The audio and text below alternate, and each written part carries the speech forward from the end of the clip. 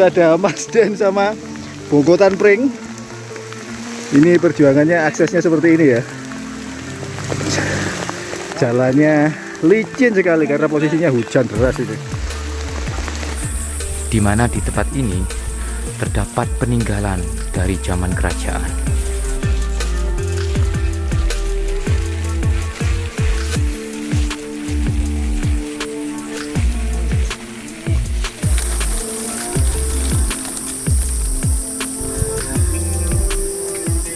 Ya Mbak, permisi Mbak, kita coba mengulas tentang kesejarahannya pada masa lalu ya.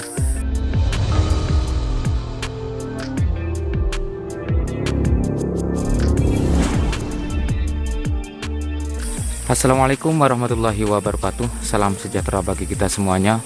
Om Swastiastu, salam kebajikan, namo buddhaya, rahayu, rahayu, rahayu.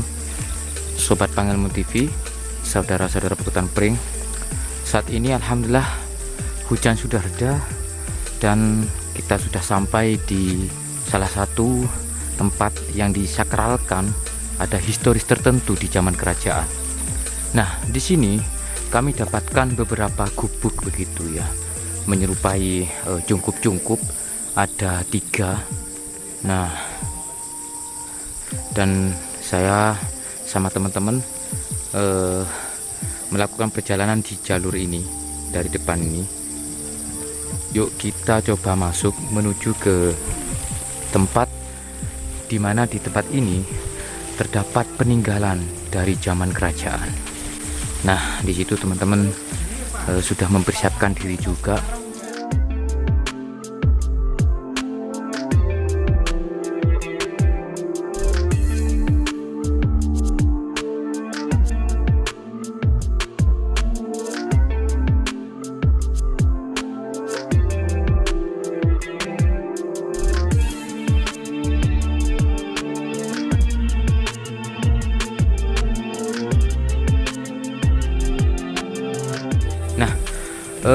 Dari keberadaan tempat ini dinamakan makam Eyang Wada.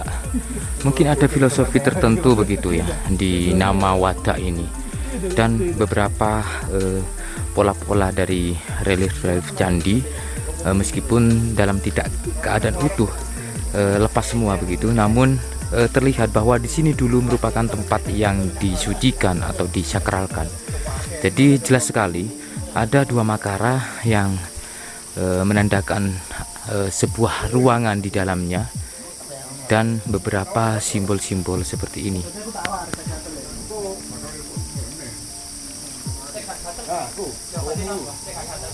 Kita sowan dulu di pertapaan Eyang Wada ini.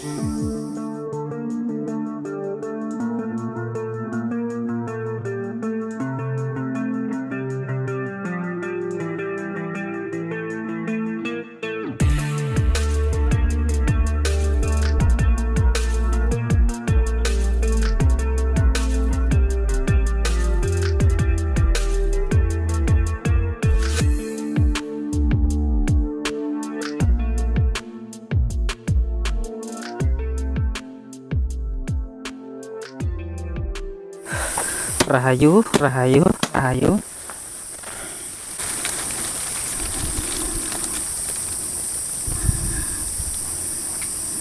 Ya Mbak, permisi Mbak, kita coba mengulas tentang kesejarahannya pada masa lalu ya.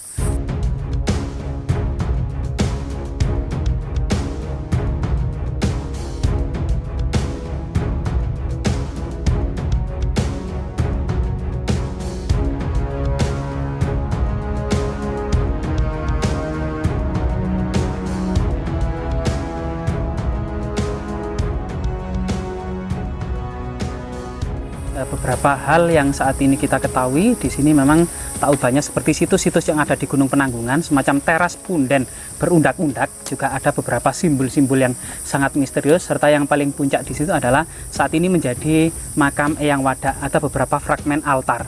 Diduga pada masa Majapahit diduga memang memiliki 4 fungsi. Yang pertama adalah pertapaan, yang kedua adalah persajian, yang dimana kemudian di puncak itu ada altar persajian.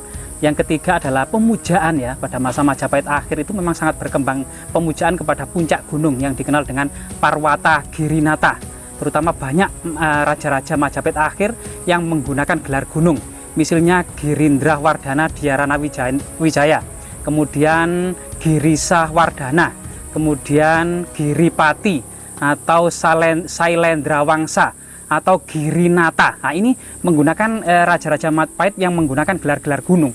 Karena gunung pada masa Majapahit akhir ini memang menduduki keistimewaan. Terutama kemudian dilihat dari fragmen atau relief-relief yang ada ya, yang bercerita tentang Nawaruci ya atau Bima Ruci, sebuah pengembaraan dari Bima atas suruhan dari Maharsi Drona sang guru guna mencari air amerta atau air keabadian. Kemudian sampai mengarungi samudra, bertarung dengan ular naga, sampai kemudian di dalam samudra itulah Bima Ruci kemudian mendapati Bima dalam keadaan yang kecil, kemudian memberikan wejangan tentang ilmu sejati, di mana memang pengembaraan salah satu metode pendidikan pada masa Majapahit. Kemudian yang lainnya adalah Bima Swarga ya, yang artinya di situ memang di situ kan ada lengkung yang segitiga yang dari atas, yang kemudian ada segitiga yang masuk di atas, yang artinya juga Bima Swarga, yaitu di mana kemudian ada ajaran yang berkembang di gunung-gunung itu namanya Manunggaling Kawula Gusti. Nah itu juga semacam ini adalah simbol Bima Ruci, juga simbol Manunggaling Kawula Gusti ya. Nah itu, selain itu juga ada semacam harapan gitu akan datangnya Ratu Adil, di mana memang masa-masa Majapahit itu terjadi perang Paregreg Agung yang berlarut-larut gitu. Kemudian antara Wikrama dengan Wirabumi, kemudian dilanjutkan terus Suhita juga menghukum Raden Gajah ya, yang awalnya Raden Gajah itu bisa memenggal Wirabumi, tapi pada masa Suhita Raden Gajah malah dipersalahkan, dihukum penggal. Nah ini artinya carut-marut itu terus sampai kemudian terakhir antara Kertabumi dengan Girindra Wardana Dhyarana Wijaya, kemudian Girindra Wardana Dhyarana Wijaya dengan Raden Patah, karena Raden Patah mengklaim sebagai keturunan Kertabumi, artinya ada balas dendam di situ, sehingga carut marut ini menimbulkan kegoncangan, tidak hanya kegoncangan politik tapi sosial, kultural, kemasyarakatan, sehingga kemudian adanya harapan datangnya Ratu Adil itu sangat terlihat sekali dalam konsep kemudian yang ada relief yang ada di gunung-gunung semacam yang ada di pertapaan dari Putuk Puyang ini ya. Nah ini banyak juga, bahkan ada di sana itu ada makam Joko Lelono dan Joko Umbaran, yang ini kosakatanya juga masih mengandung unsur sistem pengembaraan. Joko Lelono artinya pengelana dan Joko Umbaran artinya pengembara. Jadi pengelana dan pengembara dalam mencari ilmu sejati itu sangat berkembang sekali pada masa Majapahit. Seperti dalam serat Bujangga Manik ya, seorang pangeran Pakuan Pajajaran itu menyusuri berkeliling ke seluruh Pulau Jawa sampai Pulau Bali mencari ilmu ke pertapaan-pertapaan, mandala-mandala, asrama-asrama, kadewa guruan. Itu tidak hanya kemudian itu beraliran Siwa Siddhanta, tidak hanya beraliran Buddha Mahayana, tetapi juga aliran Islam pun itu kemudian dikunjungi oleh Bujangga Manik. Bujangga Manik juga mengunjungi Majapahit, Rabut Gunung Gajah Mungkur, mengunjungi Giri, mengunjungi Demak, dan semuanya adalah berkelana atau mengembara untuk mencari ilmu sebanyak-banyaknya ya, mencari ilmu sejati di situ. Selain itu juga memang pertapaan yang berkembang pada masa Majapahit itu untuk menyempurnakan catur asrama, di mana konsep kehidupan pada masa Majapahit itu ada 4 ya, catur asrama. Yang pertama adalah Brahmacarin, yaitu tahapan anak-anak mencari ilmu sebanyak-banyaknya. Kemudian tahapan kedua Grehasta, ini tahapan berumah tangga, termasuk mengabdi kepada kerajaan Majapahit, menduduki berbagai macam pejabatan. Setelah pensiun menyempurnakan tahapan yang ketiga dan keempat. Yang ketiga yaitu Wanaprasta, yaitu pergi ke hutan guna kemudian mengunjungi pertapaan gitu ya, fokus memperdalam dhamma. Guna kemudian yang keempat yaitu Sunyasa atau Sunyasin, yaitu fokus meditasi guna persiapan menjemput moksa. Jadi salah satu kemudian ilmu-ilmu pada masa Majapahit ini adalah berbagai hal yang dipelajari, antara lain seperti itu ya, Nawaruci, ilmu sejati, Manunggaling Kawula Gusti, harapan akan datangnya Ratu Adil, dan kemudian upaya guna menjemput moksa dengan perantara Bima Suci